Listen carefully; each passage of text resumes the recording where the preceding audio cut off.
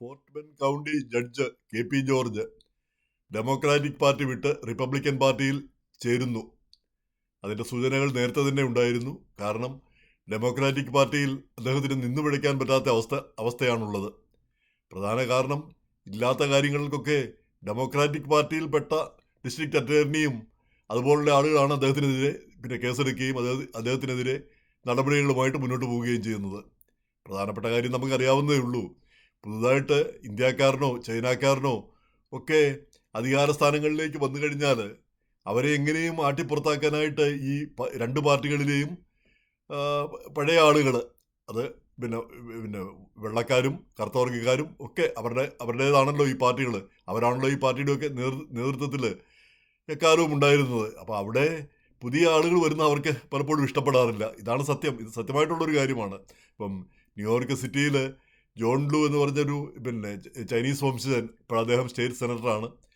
അദ്ദേഹം സിറ്റി മേയറോ ഒക്കെ ആകുന്നതിന് കൺട്രോളറായിട്ട് ജയിച്ചു. അതിനുശേഷം മേയറായിട്ടൊക്കെ പോകുന്നതിന് അപ്പോൾ അപ്പോഴത്തേക്ക് നിയമപരമായ നൂലാമാലകളിൽ കുടുക്കി അദ്ദേഹത്തിന് മുന്നോട്ട് പോകാൻ പറ്റാത്ത ഒരവസ്ഥയാണ് വന്നത്. അതുപോലെയാണ് ഇപ്പം കെ.പി. ജോർജിൻ്റെ കാര്യത്തിൽ ഞാനും കാണുന്നത്. അതായത് ഈ ട്രഡീഷണലായിട്ട് പാർട്ടി നേതൃത്വത്തിലുള്ള ആളുകൾ പുതിയ ആളുകൾ, പുതിയ വംശങ്ങൾ, പുതിയ വംശീയ പശ്ചാത്തലമുള്ളവർ നേതൃത്വത്തിൽ വരുന്നത് ഇഷ്ടപ്പെടുന്നില്ല. അപ്പോൾ അവർ എങ്ങനെയും പോച്ചു ചാടിക്കാനായിട്ട് ശ്രമിക്കും. അപ്പോൾ കെ.പി. ജോർജ് അവർക്ക് കൊണ്ടുപോയി തലവെച്ച് കൊടുക്കുകയും ചെയ്തു എന്നുള്ളത് വ്യക്തമായ ഒരു കാര്യമാണ്. കാരണം അദ്ദേഹത്തിൻ്റെ വളരെ 21 വയസ്സ് മാത്രമുള്ള ഒരു ചെറിയ പയ്യനെ പിടിച്ച് ചീഫ് ഓഫ് സ്റ്റാഫ് ആക്കി, കാമ്പയിൻ മാനേജറാക്കി. അപ്പോൾ ആ പയ്യൻ കാണിച്ച മണ്ടത്തരങ്ങളിൽ അതിൻ്റെ ഒരു ഭാഗം ഇദ്ദേഹത്തിനും അനുഭവിക്കേണ്ടി വന്നു. അതായത് ഈ ആ തരൾ പട്ടേൽ എന്ന് പറഞ്ഞ പയ്യൻ ഒരു വെബ്സൈറ്റ് ഉണ്ടാക്കിയിട്ട്, ആ ഒരു വ്യാജ വെബ്സൈറ്റ് ഉണ്ടാക്കിയിട്ട്, ഒരു കള്ളപ്പേരിൽ വെബ്സൈറ്റ് ഉണ്ടാക്കിയിട്ട് ഈ കെ.പി. ജോർജിന് എതിരെ ആക്രമണങ്ങൾ നടത്തുക, വംശീയ ആക്രമണങ്ങൾ നടത്തുക. പ്രധാനമായിട്ടും അത് മറ്റു വംശങ്ങളിൽപ്പെട്ടവർ, വെള്ളക്കാരും കറുത്തവരും ഒക്കെയാണ് ആക്രമിക്കുന്നതെന്നുള്ള രീതിയിലാണ് അത് വരുത്തി തീർക്കാൻ ശ്രമിച്ചത്. അപ്പം പക്ഷേ അത് കള്ളത്തരമായിരുന്നു എന്ന് പിന്നീട് തെളിഞ്ഞു. അതിൻ്റെ പേരിൽ തരൾ പട്ടേൽ അറസ്റ്റിലായി. അതെന്ന് മാത്രമല്ല, കെ.പി. ജോർജ് കൂടി അറിഞ്ഞുകൊണ്ടാണ് ഇത് ചെയ്തതെന്നും പറഞ്ഞാണ് അദ്ദേഹത്തിനെതിരെ കേസ് വന്നത്. അദ്ദേഹത്തെ ആദ്യമായിട്ട് അറസ്റ്റ് ചെയ്യുകയും ചെയ്തത്. പിന്നെ ആ കേസിൻ്റെ അന്വേഷണം തുടരുമ്പോഴാണ്, അതൊരു മിസ്ഡമീൻ ചെറിയ കേസാണ്. അതിൻ്റെ പിന്നാലെയാണ് അദ്ദേഹം കെ.പി. ജോർജ് ക്യാമ്പയിൻ ഫൈനാൻസിൽ നിന്ന് $30,000 സ്വന്തം അക്കൗണ്ടിലേക്ക് മാറ്റിയെന്ന് പറഞ്ഞ് അത് പ്രമാദമായ മറ്റൊരു കേസ്, അതിൻ്റെ പേരിലും അറസ്റ്റ് ചെയ്തു. ആ ഫോട്ടോ ഒക്കെ എടുത്ത് കൃത്യമായിട്ട് മീഡിയയ്ക്കെല്ലാം കൊടുക്കാൻ ഡിസ്ട്രിക്ട് അറ്റോർണിയും അവരുടെ പോലീസും ഒക്കെ മറന്നില്ല. എന്തായാലും ഏതെല്ലാം രീതിയിൽ ആക്ഷേപിക്കാമോ ആ രീതിയിലൊക്കെ ആക്ഷേപിക്കാനായിട്ടുള്ള സ്ഥിതിയൊക്കെ അവരുണ്ടാക്കി വെക്കുകയും ചെയ്തു. അപ്പോൾ അതിൽ തമാശ കെ.പി. ജോർജ് പറയുന്നത് അദ്ദേഹം തന്നെയാണ് ഇലക്ഷൻ ക്യാമ്പയിനൊക്കെ നടത്തിയത്, പ്രചാരണമെല്ലാം നടത്തിയത്. അപ്പോൾ സ്വന്തം കയ്യിൽ നിന്ന് കാശെടുത്ത്. അപ്പോൾ ആ കാശിൽ കുറച്ചൊരു ഭാഗം ഈ ക്യാമ്പയിൻ ഫണ്ട് വന്നപ്പോൾ കുറച്ചൊരു ഭാഗം തിരിച്ചെടുത്തു എന്നേ ഉള്ളൂ. പക്ഷേ ഇതിൻ്റെ കൃത്യമായ രേഖകളൊന്നുമില്ല എന്നാണ് അധികൃതർ പറയുന്നത്. അതൊരു പക്ഷേ ശരിയായിരിക്കും. കാരണം അങ്ങനെയൊന്നും പ്രതീക്ഷിച്ചല്ലോ ഓരോ കാര്യങ്ങളും ചെയ്യുന്നത്. സ്വന്തം കയ്യിൽ നിന്ന് കാശ് മുടക്കിയും മറ്റുമാണ് ആദ്യമായിട്ട് പ്രചാരണ രംഗത്ത് വരുന്നത്. പിന്നീടാണ് കാശ് വരുന്നതും ഒക്കെ. അപ്പോൾ കൃത്യമായ രേഖകളും ഒക്കെ ഉണ്ടാവേണ്ടതുണ്ട്. എങ്ങനെയായാലും അത് കോടതിയിലിരിക്കുന്നു. അപ്പോൾ ഈ കേസുകളിലൊക്കെ മനംനൊന്താണ്, സ്വന്തം പാർട്ടിക്കാർ തന്നെയാണ് ഈ കേസൊക്കെ എടുക്കുന്നത്. അപ്പോൾ അത് മനംനൊന്താണ് അദ്ദേഹം പാർട്ടി മാറാനായിട്ട് തീരുമാനിച്ചത്. അപ്പോൾ ഇതിലേറ്റവും തമാശമായിട്ട് കണ്ട കാര്യം, അദ്ദേഹത്തിന് റിപ്പബ്ലിക്കൻ പാർട്ടിയിൽ സ്വീകാര്യതയില്ല, സ്വാഗതമില്ല, അദ്ദേഹത്തെ എടുത്തുകൂടാ എന്ന് പറഞ്ഞുകൊണ്ട് ടെക്സസ് കൺസർവേറ്റീവ് ഫോറം എന്ന് പറയുന്ന ഒരു വിഭാഗം രംഗത്ത് വന്നിരിക്കുന്നു. അത് നമുക്ക് അതിൻ്റെ പിന്നിൽ ആരാണെന്ന് നമുക്കറിയാം. ഡാൻ മാത്യൂസ്, ടോം വിരിപ്പൻ, ഒരു മാർട്ടിൻ ജോൺ. പേര് കേൾക്കുമ്പോൾ തന്നെ ആരാണിവരെന്ന് നമുക്ക് വളരെ വ്യക്തമായിട്ട് മനസ്സിലാവും. നമ്മുടെ ആളുകൾ തന്നെ, മലയാളികൾ തന്നെ. ഒരു മലയാളി രക്ഷപ്പെടുന്നത് വേറൊരു മലയാളി ഇഷ്ടപ്പെടാൻ പോകുന്നില്ലല്ലോ. അപ്പോൾ എതിർക്കുന്നതിൽ അതിശയിക്കേണ്ടതില്ല. ഇപ്പം നമ്മളെ സംബന്ധിച്ചിടത്തോളം ഈ റിപ്പബ്ലിക്കനും ഡെമോക്രാറ്റും ആകുന്നതിന് പ്രത്യേകിച്ച് മാനദണ്ഡങ്ങളൊന്നുമില്ല. നമ്മൾ ഈ അമേരിക്കയിൽ ആദ്യം വരുമ്പോൾ എല്ലാവരും തന്നെ ദരിദ്രരായിരിക്കും. ഇവിടെ വന്നിട്ടാണ് പണമൊക്കെ ഉണ്ടാക്കുന്നത്. അപ്പോൾ ആ ദരിദ്രരായിരിക്കുന്ന അവസ്ഥയിൽ, അതുപോലെ തന്നെ കുടിയേറ്റക്കാരായിരിക്കുന്ന അവസ്ഥയിൽ എല്ലാവരും തന്നെ ഡെമോക്രാറ്റുകളാണ് വരുമ്പോൾ. പിന്നീട് അത്യാവശ്യം കാശായി കഴിയുമ്പോൾ റിപ്പബ്ലിക്കനായി മാറുന്നു. റിപ്പബ്ലിക്കൻ പാർട്ടിയുടെ, കാരണം നമ്മൾ ഇന്ത്യക്കാരും കൺസർവേറ്റീവ് ചിന്താഗതിയുള്ളവരാണ്, യാഥാസ്ഥിതികരാണ്. നമ്മളും ഈ കുടുംബവും പിന്നെ പണിയെടുത്ത് കാശുണ്ടാക്കണമെന്നും പിന്നെ അതുപോലെ തന്നെ അങ്ങനെയുള്ള കാര്യങ്ങളിൽ വിശ്വസിക്കുന്ന ആളുകളാണ്, ട്രഡീഷണൽ മൂല്യങ്ങളിൽ വിശ്വസിക്കുന്ന ആളുകളാണ്. ഇതൊക്കെ തന്നെയാണ് റിപ്പബ്ലിക്കൻ പാർട്ടിയും പറയുന്നത്. അതിൻ്റെ കൂടെ ഇത്തിരി വംശീയത അവർ കലർത്തുന്നു എന്ന് മാത്രമേ ഉള്ളൂ. എങ്ങനെയായാലും റിപ്പബ്ലിക്കൻ പാർട്ടിയിൽ ചേരുന്നതിൽ അസാംഗത്യമൊന്നുമില്ല, കാരണം നമ്മുടെ ആശയങ്ങളുമായിട്ട് ചേർന്ന് പോകുന്നവരാണ്. എന്തായാലും ഈ മലയാളികൾ തന്നെ ഒരു മലയാളിക്കെതിരെ രംഗത്ത് വന്നു എന്ന് പറയുന്നത് അതൊരു ഖേദകരം തന്നെ, ഒരു ശരിയല്ലാത്തൊരു കാര്യമായി പോയി. വല്ല വിധേനം രക്ഷപ്പെടുന്നത് രക്ഷപ്പെടട്ടെ.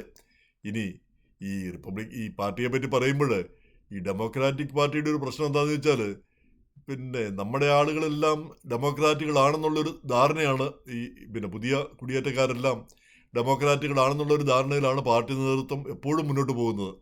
അപ്പം അങ്ങനെ വരുമ്പം ഈ ഇന്ത്യക്കാരൊന്നും ഡെമോക്രാറ്റിക് പാർട്ടിയിൽ ഉന്നത സ്ഥാനങ്ങളിലൊന്നുമില്ല.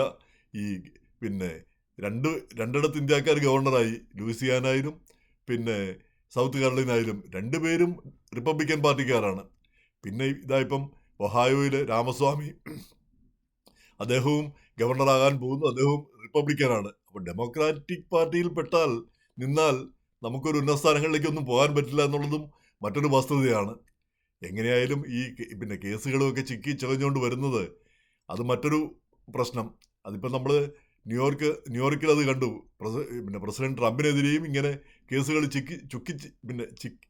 ചിക്കിച്ചകഞ്ഞു കൊണ്ടിരുന്നത്. അപ്പോൾ ഏറ്റവും നല്ല ഉദാഹരണം പ്രസിഡന്റിനെ 34 വകുപ്പുകളിൽ ശിക്ഷിച്ചതാണ്. അത് വാസ്തവം പറഞ്ഞാൽ വായിച്ചിട്ട് സങ്കടം തോന്നിപ്പോയി. എന്താണ്, ട്രംപ് ഒരു ബില്യണറാണെന്ന് നമുക്ക് എല്ലാവർക്കും അറിയാം. അദ്ദേഹം ഏത് രീതിയിൽ പണം ഉണ്ടാക്കിയാലും ഒരു ബില്യണർ ആയിട്ടുള്ള ആളാണെന്ന് നമുക്കറിയാം. അദ്ദേഹമാണ് ആ ഒരു പെങ്കൊച്ചിന്, സ്റ്റോർമി ഡാനിയൽസിന് $1,30,000 മിണ്ടാതിരിക്കാൻ വേണ്ടി കൊടുത്തു. അത് അദ്ദേഹത്തിൻ്റെ ഏതോ കണക്കിൽ പെടുത്തി അദ്ദേഹത്തിൻ്റെ അന്നത്തെ വക്കീൽ മുഖേന കൊടുക്കുകയാണ് ചെയ്തത്. അപ്പോൾ അത് ഭയങ്കര കുറ്റവും ഭയങ്കരമായ പ്രശ്നങ്ങളെല്ലാം ഉണ്ടാക്കി വലിയ ഭയങ്കര കുറ്റങ്ങളാണ്, 34 കുറ്റങ്ങൾ അതിൻ്റെ പേര് തെളിഞ്ഞു എന്നാണ് ജൂറി വിധിച്ചത്. വാസ്തവം പറഞ്ഞാൽ അത് സങ്കടകരമായൊരു കാര്യമാണ്. ഒരു ബില്യണറായ ഒരാൾ $1,30,000 എന്ന് പറഞ്ഞാൽ എന്താണ്, ചെറിയൊരു സംഖ്യ. അദ്ദേഹത്തെപ്പോലെ ഒരാൾക്ക്, ഇപ്പം നമ്മളെപ്പോലുള്ളവർക്ക് ഒരുപക്ഷെ അതൊരു വലിയ സംഖ്യ ആയിരിക്കാം. ആ ഒരു സംഖ്യ കൊടുത്തതിൻ്റെ പേരിൽ അത് പല കണക്കുകളിൽ കൊടുക്കും. പണക്കാരെല്ലാം അങ്ങനെയൊക്കെ തന്നെയാണ്, ബിസിനസ്സുകാരെല്ലാം പലതരം കണക്കുകളിലാണ് അങ്ങോട്ടും ഇങ്ങോട്ടും തിരിച്ചും മറിച്ചും ഒക്കെ കൊടുക്കും. ഇതിനൊക്കെ ഇത്രയും വലിയ കുറ്റങ്ങളൊക്കെ ചാർത്തി കഴിഞ്ഞാൽ സ്ഥിതി എന്താ? അതുപോലെ തന്നെയാണ് ഈ ട്രംപ് അദ്ദേഹത്തിൻ്റെ സ്ഥാപനങ്ങൾക്ക്, അദ്ദേഹത്തിൻ്റെ കെട്ടിടങ്ങൾക്കുമൊക്കെ വലിയ വില കാണിച്ച് കൂടുതൽ ലോൺ എടുത്തു എന്ന് പറഞ്ഞ് മറ്റൊരു കേസ്. അപ്പോൾ അതിപ്പോൾ നമ്മുടെ സ്ഥാപനത്തിന് നമുക്കൊരു വീടുണ്ട്, അതിന് നമുക്ക് വേണേൽ 5 മില്യനോ 10 മില്യനോ ചോദിക്കാം. പക്ഷേ അത് ബാങ്ക് വന്ന് അപ്രൈസ് ചെയ്തിട്ടാണ് അതിന് എത്ര വിലയുണ്ടെന്ന് തീരുമാനിക്കുക. അപ്പോൾ ആ വിലയ്ക്കുള്ള ലോൺ മാത്രമേ നമുക്ക് കിട്ടൂ. അതിന് പകരം നമ്മൾ പറയുന്ന ആ തുകയ്ക്കുള്ള ലോൺ കിട്ടുമോ? അപ്പോൾ ട്രംപ് അത്രയല്ലേ ചെയ്തിട്ടുള്ളൂ. അതിൻ്റെ പേരിൽ കേസെടുക്കേണ്ട കാര്യമുണ്ടായിരുന്നോ? എന്ന് മാത്രമല്ല, ആ കാശെല്ലാം ബാങ്കിന് അടച്ചു തീർക്കുകയും ചെയ്തതാണ്. ബാങ്കിനും ഒരു പരാതിയുമില്ലായിരുന്നു. അപ്പോൾ ഇങ്ങനെയൊക്കെയുള്ള അനാവശ്യമായ കേസുകൾ കുത്തിപ്പൊക്കുക, ഉണ്ടാക്കിയെടുക്കുക, അത് വിജയകരമായി പ്രോസിക്യൂട്ട് ചെയ്യുകയൊക്കെ ചെയ്യുന്നത് അത് ശരിയല്ലാത്തൊരു കാര്യമാണ്. ഇവിടുത്തെ നിയമവ്യവസ്ഥയെ ഈ അധികൃതർ തന്നെ ദുരുപയോഗപ്പെടുത്തുന്നതിൻ്റെ നല്ലൊരു തെളിവായിട്ടാണ് എനിക്കത് തോന്നിയിരിക്കുന്നത്. കാരണം ട്രംപിൻ്റെ പല നിലപാടുകളോടും നമുക്ക് യോജിപ്പില്ല. പക്ഷേ ഇങ്ങനെയുള്ള കാര്യങ്ങളോടും അതിനോടും നമുക്ക് യോജിപ്പില്ല. ഈ 34 ചാർജുകൾ തെളിഞ്ഞു എന്ന് പറഞ്ഞാൽ അതൊരു വലിയ കുറ്റം, അത്രയും ഭയങ്കരമായൊരു കുറ്റം അല്ല അവിടെ നടന്നിരിക്കുന്നത്. നമുക്ക് എല്ലാവർക്കും അറിയാം, സാമാന്യ ബുദ്ധി കൊണ്ട് നോക്കുമ്പോൾ തന്നെ. അപ്പം രാഷ്ട്രീയം ഇതിൻ്റെയൊക്കെ പിന്നിലുണ്ട്. ജൂറിയുടെ വിധിയൊക്കെ വരുന്നത് ഇങ്ങനെയൊക്കെയാണോ വരുന്നത്? കേസുകളിലൊക്കെ തീരുമാനമൊക്കെ വരുന്നത്?